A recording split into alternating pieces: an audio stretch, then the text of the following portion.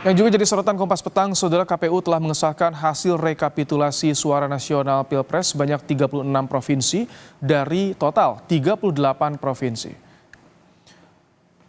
Dari keseluruhan provinsi yang melakukan rekapitulasi, pasangan Capres Prabowo Gibran unggul di 34 provinsi, sedangkan 2 provinsi lain unggul pasangan Anies Muhaimin.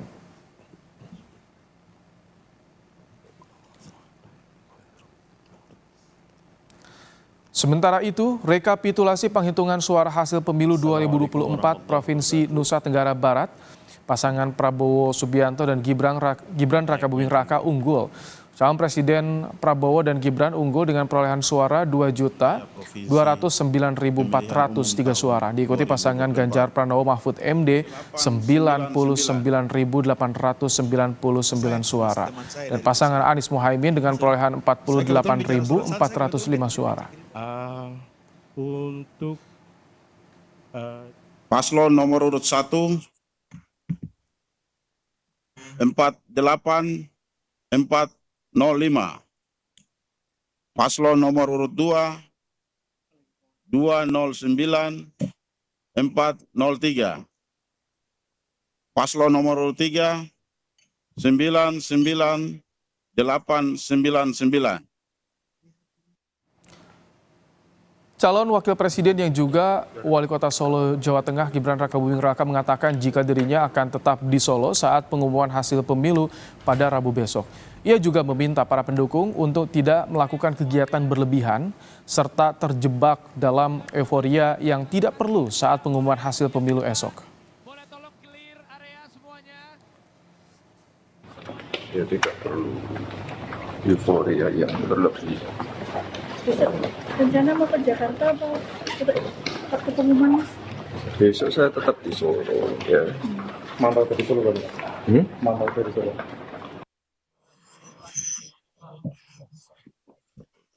Rapat pleno rekapitulasi suara di kantor Komisi Pemilihan Umum masih berlangsung. KPU telah menyelesaikan perhitungan suara 34 provinsi dari total 38 provinsi.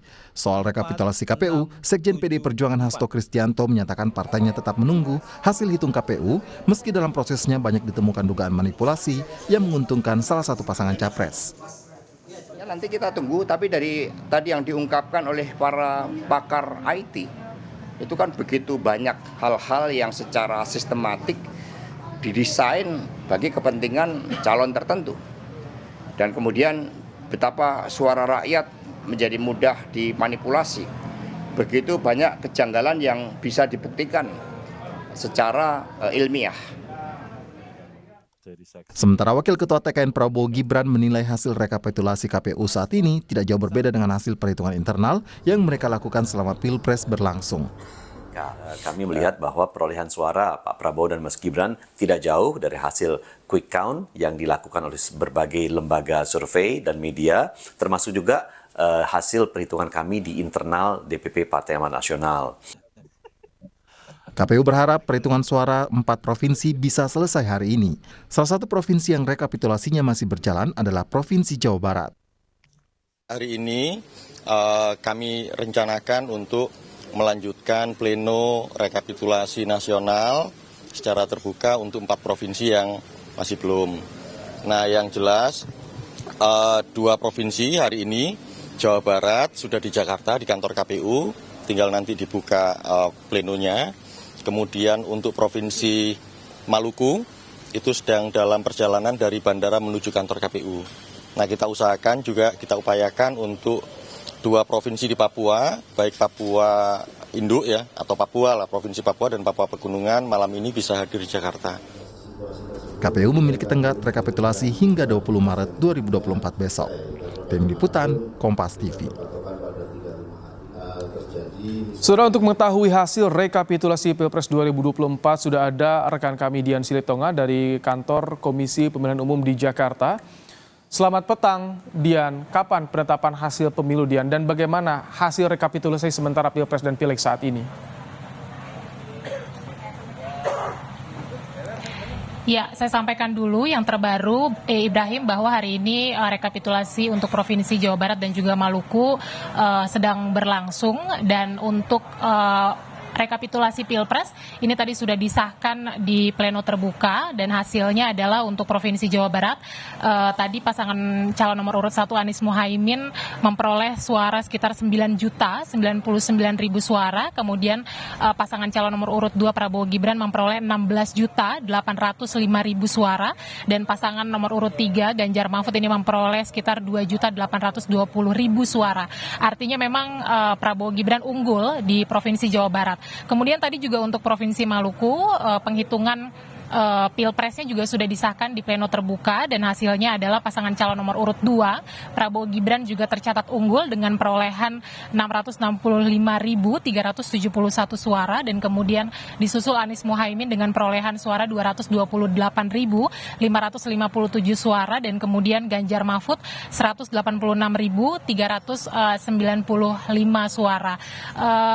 Sementara untuk penghitungan pileg ini masih berlangsung untuk Provinsi Jawa Barat.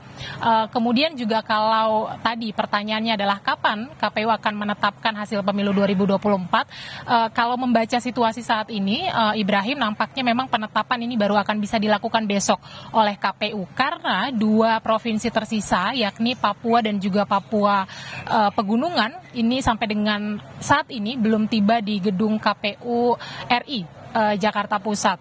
Bahkan tadi sekitar pukul 15.30 kami pantau di kanal YouTube KPU Provinsi Papua ini masih melakukan penghitungan di tingkat provinsi. Artinya memang berangkat ke Jakarta saja belum begitu ya. Nah untuk Provinsi Papua Pegunungan ini juga tadi kami dapatkan informasi bahwa KPU-nya belum atau masih terkendala keberangkatan karena kita tahu di Papua ini penerbangannya cukup terbatas. Nah, jadi ada kemungkinan kalaupun KPU Papua dan juga Papua Pegunungan tiba malam hari ini di Jakarta, proses penghitungannya baru bisa dilakukan besok pagi dan kemudian nanti akan disusul dengan penetapan pemilu 2024. Tapi sekali lagi kita masih akan pantau secara berkala nanti seperti apa, apakah memungkinkan untuk KPU Papua dan juga Papua Pegunungan tiba pada malam hari dan kemudian langsung dilakukan rekapitulasi dan terkejar untuk kemudian langsung dilakukan penetapan pemilu 2024. Tapi pada prinsipnya KPU